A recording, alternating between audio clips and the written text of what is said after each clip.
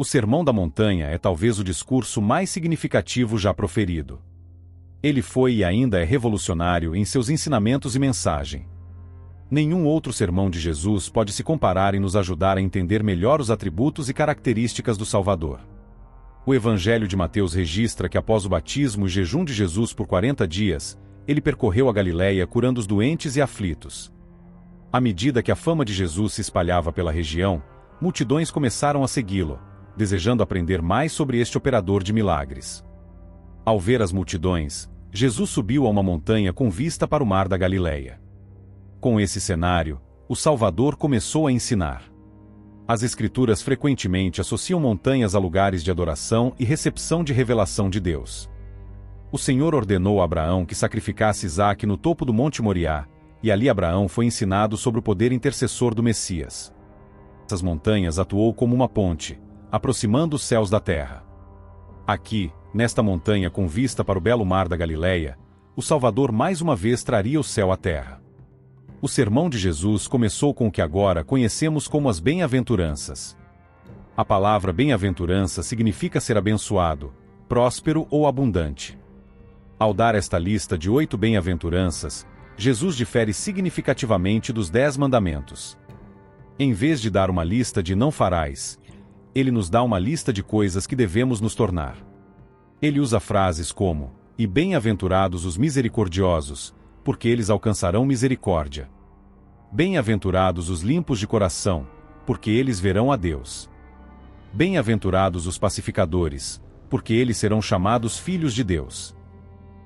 Note que cada uma dessas bem-aventuranças fala sobre quem a pessoa é, e não apenas uma lista fácil de fazer ou não fazer. Por exemplo, como alguém se torna misericordioso?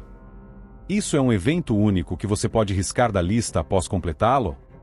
A resposta é não, e essa é talvez uma das razões pelas quais os ensinamentos de Jesus no Sermão da Montanha são tão revolucionários. Jesus, essencialmente, quebra todos os conceitos percebidos do que significa ser verdadeiramente abençoado ou próspero. Ele ensina que não é através da obtenção de riqueza ou poder, como a maioria dos romanos via bênção ou prosperidade. Nem mesmo através da estrita obediência à lei, como os escribas e fariseus entendiam. É através de se tornar manso, humilde, faminto e sedento de justiça, misericordioso e pacificador. Em resumo, o estado de ser abençoado está em quem realmente somos, não apenas no que fazemos. Em seguida, o Salvador instrui que, à medida que trabalhamos para nos tornar abençoados, somos então comissionados para abençoar a vida dos outros. Ele mostra isso dando 2 ensinamentos em forma de parábola sobre o sal e a luz. Na antiguidade, o sal era extremamente significativo. Ele não só era usado para realçar outros sabores e especiarias, mas, mais importante ainda, era usado como conservante. Em um mundo sem refrigeração moderna, as carnes só podiam ser preservadas para temporadas futuras ao serem salgadas. Além disso, o sal fazia parte de todo o sacrifício oferecido no altar de sacrifícios, simbolizando a natureza duradoura do pacto. Jesus então ensina que devemos ser a luz do mundo. Ele instrui, e nem os homens acendem uma candeia e a colocam debaixo de um alqueire, mas no velador, e dá luz a todos os que estão na casa. A palavra original para candeia em grego na verdade significa uma lâmpada a óleo, e a palavra para alqueire designa um vaso que poderia ser usado para extinguir uma lâmpada a óleo. Assim, não só devemos trazer luz à vida dos outros, mas também não devemos sufocar ou apagar nossa própria luz por qualquer motivo. Ambas as parábolas mostram como os verdadeiros discípulos podem e devem ter um grande impacto na vida dos outros, trazendo sabor e preservação e dando luz àqueles que estão perdidos na escuridão. Jesus então ensina, e não penseis que vim destruir a lei ou os profetas, mas para cumprir. A palavra cumprir não significa abolir, mas sim completar ou trazer à plenitude. Jesus cumpre a lei, pelo menos em parte, mostrando através de seus ensinamentos e de seu próprio exemplo o verdadeiro propósito por trás da lei. Essencialmente, ele ajuda seus ouvintes a entender que a obediência não é o propósito final, é tornar-se como Deus.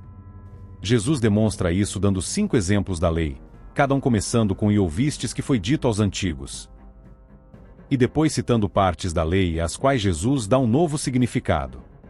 Por exemplo, ao ensinar sobre matar e cometer adultério, Jesus não diz que essas leis foram abolidas, mas ao contrário, ele as intensifica.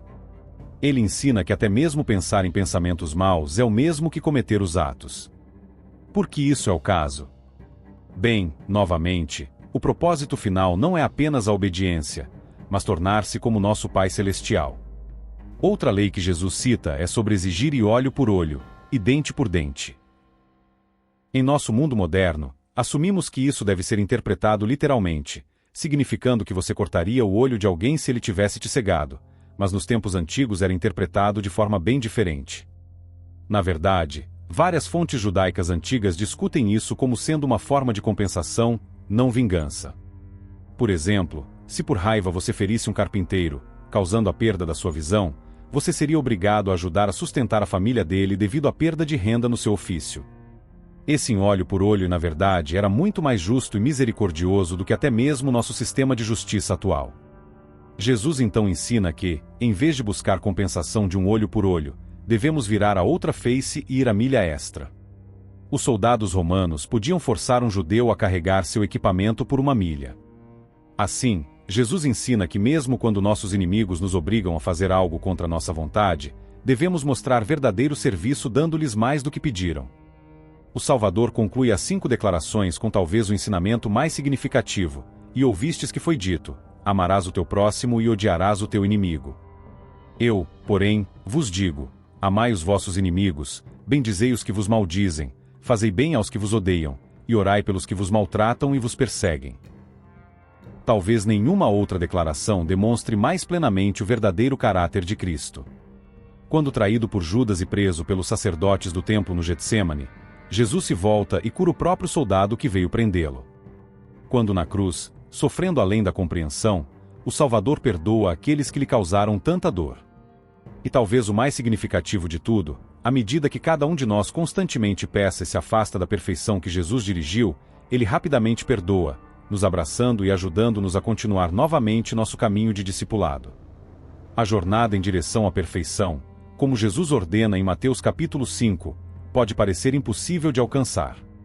Devemos lembrar, porém, que a palavra perfeição no último versículo na verdade significa tornar-se completo ou inteiro. Essa perfeição é mais um destino final, não uma representação do nosso estado atual. É o movimento na direção certa que é mais importante. Quando Jesus ensinou desta montanha junto ao mar da Galileia, ele verdadeiramente aproximou o céu e a terra, nos dando um vislumbre das eternidades. Por meio de sua mensagem, ele ensinou que não devemos nos distrair apenas com a mera obediência, mas em vez disso focar em nos tornar, elevando, servindo e sendo uma luz para aqueles ao nosso redor. À medida que confiamos no Salvador, nos arrependemos de nossos pecados e confiamos na graça de Cristo, é sua perfeição que nos tornará completos e inteiros. Agora deixe o seu curtir aqui abaixo e comente o que está em seu coração sobre este sermão. Que Deus abençoe você e aqueles à sua volta.